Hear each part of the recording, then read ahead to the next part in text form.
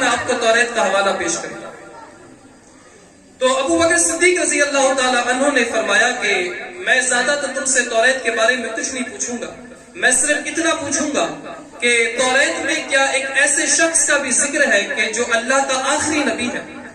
تو کہا کہ بالکل ذکر ہے، اور توریت میں یہ لکھا ہوا ہے کہ جب اللہ کا آخری نبی دنیا میں تشریف لائے تو سب لوگ اپنی شریعت اور اپنا دھرم چھوڑ کر کے اس نبی کے دھرم اور اس نبی کے دین کو اپنا لیں، اپنا کلمہ چھوڑ دیں، اس نبی کے کلمے کو جو ہے وہ اپنا لیں۔ تو کہا جب تم نے یہ سب پڑھ رکھا ہے تو اب اگر میں تم سے کہوں کہ وہ نبی تشریف لا چکا ہے تو کیا تم مانو گے؟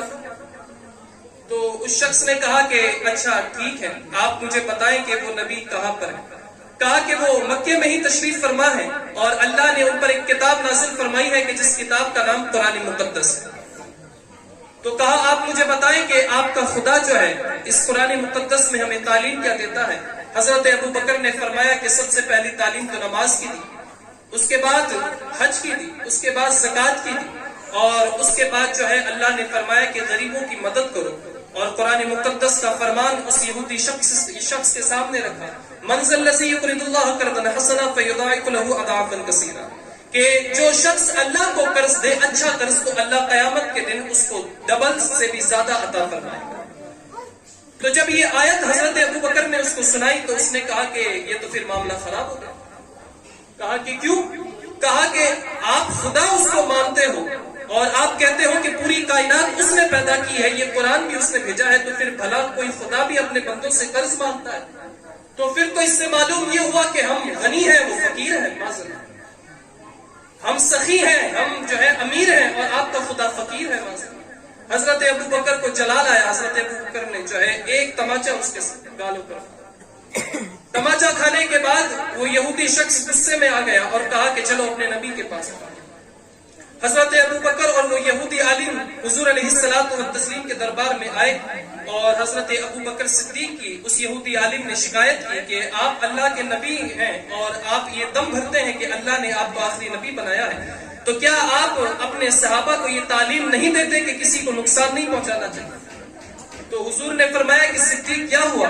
حضرت ابو بکر صدیق نے پورا معاملہ بتایا کہ سرکار میں تو اس کو قرآن کی تعلیمات بتا رہا تھا، لیکن اس نے اللہ کی شان میں گستاخی یہ کی کہ اس نے کہا کہ ہم غنی ہیں اللہ فقیر ہے، معذرت۔ تو حضور نے فرمایا کیا تم نے یہ بات بولی ہے؟ وہ جھوٹ بول گیا کہ نہیں صاحب میں نے تو نہیں بولی۔ تو سرکار علیہ الصلوۃ والتسلیم نے فرمایا کہ ابو بکر یہ تو انکار کرتا ہے کہ اس نے نہیں بولی۔ حضرت ابو بکر نے عرض کی کہ سرکار میں نے اپنے کانوں سے سنا ہے اور میں نے سننے کے بعد اس کو تماچا بھی مارا ہے، اب اگر یہ انکار کر رہا ہے تو آپ اس سے پوچھیں کہ اور کون سی وجہ تھی کہ میں نے اس کو تماچا مارا؟ میری تو اس سے کوئی پرسنل دشمنی نہیں تھی، میں تو اس سے کبھی اس سے پہلے بھی کبھی نہیں ملا، تو اس سے پوچھیں کہ ایسی کیا وجہ رہتی تھی کہ میں نے اس کو تھپڑ مار دیا بھری مجلس میں؟ تو حضور نے پھر اس سے پوچھا کہ بتاؤ کوئی دوسری دلیل؟ کہا کہ نہیں، ہماری تو ایسی بحث ہو گئی تھی اور انہوں نے مجھے تھپڑ مار دیا۔ بہرحال 3 مرتبہ حضور نے اس سے کہا کہ کیا تم نے اللہ کی شان میں گستاخی کی ہے؟ اس نے کہا نہیں صاحب میں نے تو نہیں کی، یہ آپ کا صحابی جھوٹ بولا۔